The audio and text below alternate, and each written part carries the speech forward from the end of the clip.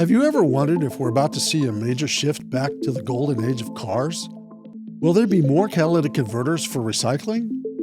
Could America actually fall in love with cars all over again like we did 50 years ago? Well, the answer might surprise you because it's yes, yes, and yes. For the past 4 years, automakers have been going all in on EV production. But what if I told you we're at a turning point, that it's possible to completely reverse years of electric vehicle dominance and see a resurgence of internal combustion engines? In this episode, we're breaking down exactly what's happening with legacy automakers, the return of ICE vehicles, and what it all means for the future of catalytic converter recycling.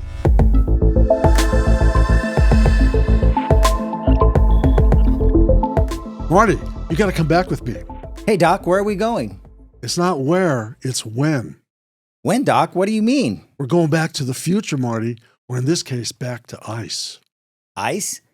You mean the internal combustion engine? Yeah, that's right. This means more converters to recycle. Now, we saw the car manufacturers retool their operations, and we're going to see a turning point now. Yes. Turning point. Who are some of the automakers still developing ICE technology engines? Well, there's a lot of them. Mercedes-Benz is, backtracking on their electrification plans. Their CEO, Stellantis, is, how do you pronounce that? Stellantis? He stated that their ICE technology will last well into the 2030s. So the company has no plans to stop development of the ICE engine. So that means that the AMG models that had the four-cylinder twin turbos are going to be going back to the V8. Is that the one you drive? Ooh, CLK 65 Black Series. No, I don't have that. Oh, okay. I wish I did. That was a great car. I'll have to tell you about that offline. Yeah, that's good stuff. Sounds cool. It was very cool. Yeah, and Subaru, they're teaming up with Mazda and Toyota in an effort to develop environmentally friendly ICE technology. New hybrid powertrains and new fuels, a new hydrogen propulsion system. That's pretty cool. So those three auto manufacturers are teaming up to come out with some sounding pretty incredible technology. Yep, and it's internal combustion. Wow. And you also said hydrogen propulsion. That's pretty interesting. Right. And that'll be interesting to see how that develops. I mean, it could be fuel cell, it could be internal combustion, hydrogen. We don't know yet. Right. What about BMW? Have you heard anything on BMW? Well, their long-term plans are to include ICE engines. The automaker is planning to unveil a new ICE-powered vehicles in 2027. Interesting. Okay, what about Audi? Well, they had an ambitious rollout of an all-electric vehicle lineup in 2026, and their CEO just said that it would delay that 2026 launch of all-electric vehicle. So it would be an all-electric vehicle lineup in 2026. So they're delaying that launch in order not to overwhelm their dealerships. Well, this year, in the 2025 model year, they're coming out with 4 models that offer V8 ICE engines. Hey guys, have you ever wondered if you're leaving money on the table when selling your scrap catalytic converters? Well, we have a solution for you. We have a converter price guide with thousands of part numbers. Just use it. Check it out. You can sign up today, have access for it today. See if you are leaving any money on the table or keep the guy honest that you're selling to. You want to check it out. Make sure you're making the most profits for your business in today's market. It's super simple. Just click the link below. Get started today. Oh, that's music to my ears. So the ICE internal combustion engine is still alive and well with Audi. They're not going to hit next year, 2026, all electric that they came out with, a year or two ago? That's what they backtracked big very time on that ambitious, one, didn't they? Like you said, absolutely. Yep. Are there other European automakers still offering the ICE engine? Oh, sure. Porsche, Ferrari, Fiat, Renault, Citroën, VW, they all offer ICE engine options. Well, that's good. Well, I have a statement here to read, and I can't remember it, so I'm going to read it off my notes here. European Automakers Lobbying Group, ACEA, has offered the EU 2 options to ease 2025 CO2 emission targets, citing an overall market slowdown and disappointing sales of the electric vehicles. Oh, wow. What about that, huh? Looks like Sigrid de Vries, the ACEA Secretary General, said in February on the 24th that the group agrees with the need to meet the EU's targets, which are about 15% below the 2024 figure, but is asking for relief in the implementation phase. Relief. Huh? Relief. Relief. Why relief? Well, it looks like, European consumers are saturated and they got a lot of EVs in their portfolio. And I mean, how many do they need? And, they're holding off on buying newer vehicles, right? Right. EVs. Right. Sounds like the demand, it's just not there. Disappointing sales of electric vehicles in his statement, right? Right. So let me ask you, what are you hearing about automakers here in North America? Well, we're hearing Ford's committed to keeping V8 engines alive. The Mustang, the F-Series trucks, they have, 5.0 liter Coyote V8s as their primary option.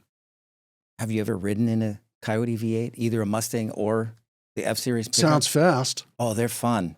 Our neighbors here, they build trophy trucks for a living.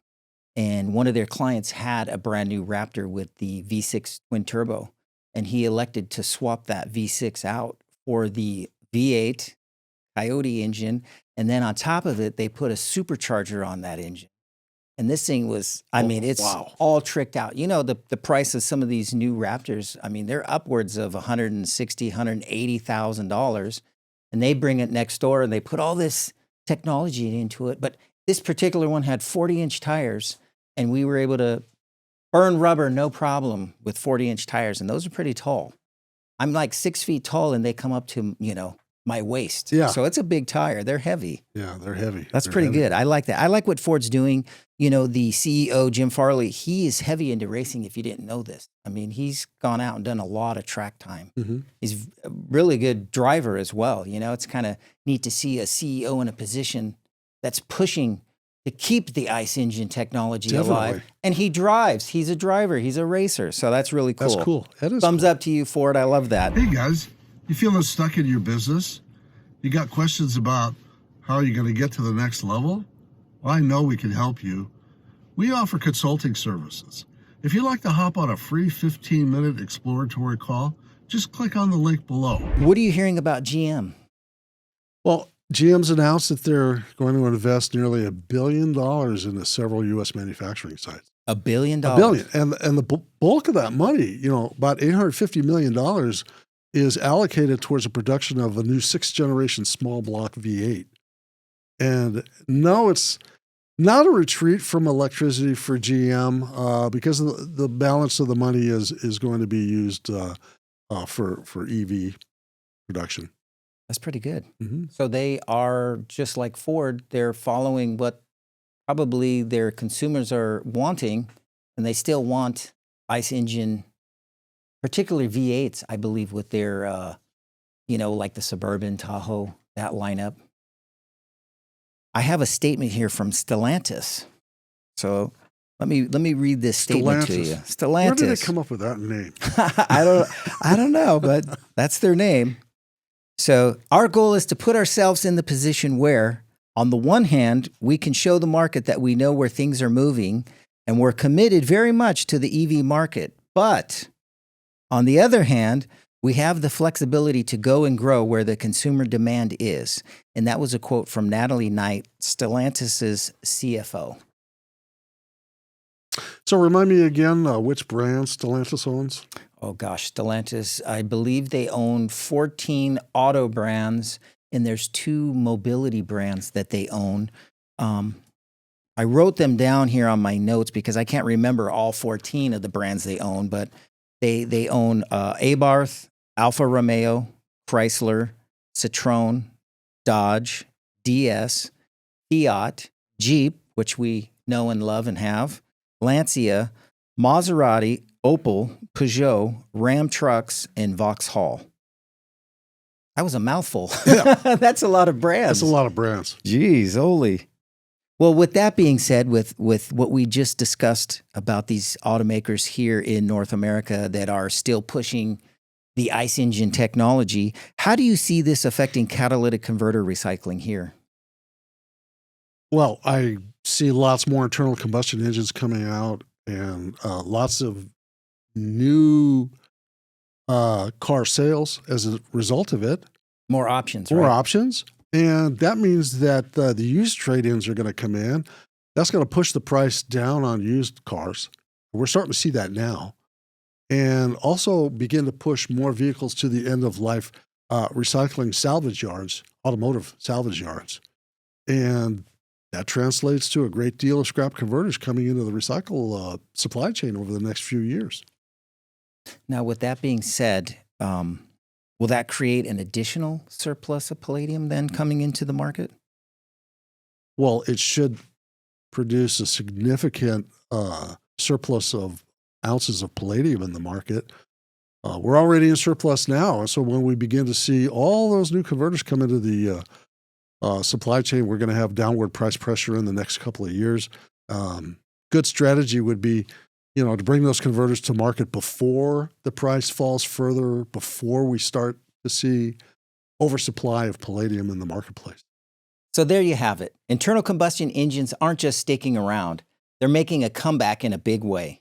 From BMW and Audi to Ford and GM, automakers are responding to consumer demand, and that means more ICE vehicles, more catalytic converters, and a major impact on the recycling market.